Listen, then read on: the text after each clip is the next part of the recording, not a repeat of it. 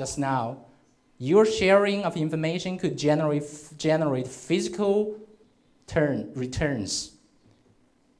Traditionally, it goes to Apple.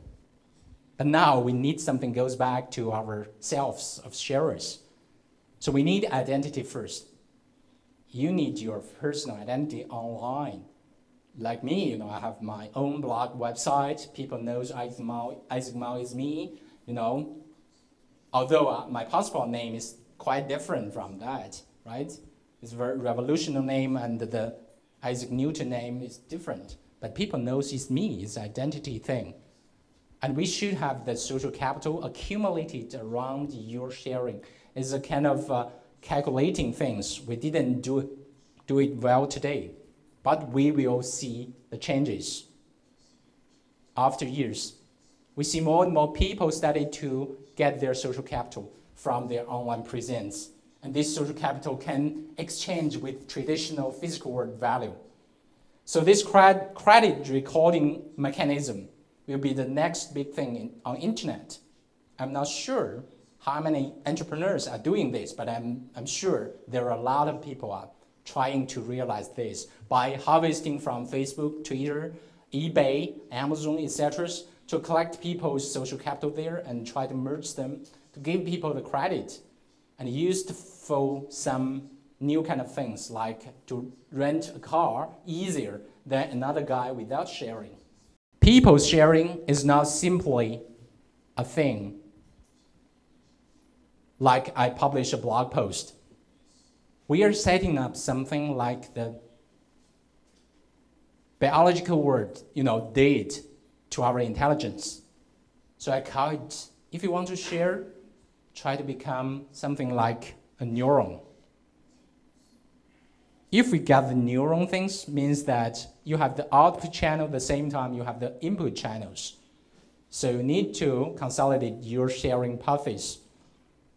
And this kind of paths can connect to each other, like one neuron to connect to another neuron, and several neurons connected together.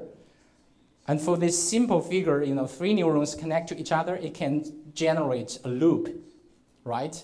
This sharing loop is small, but it's already important in our society structure.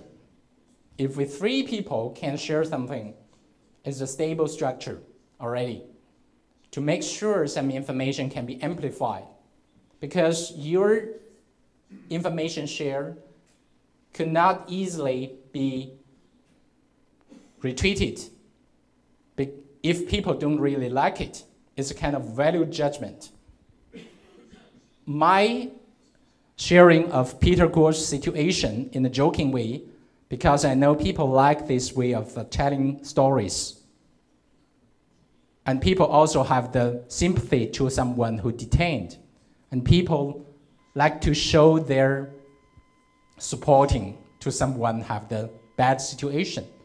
All these kind of things merged into a tweet. Then people following me, maybe only 10% people retweeted, but it's enough because they have the loop around themselves. And we see the information flow from one person to the whole network, by adding values.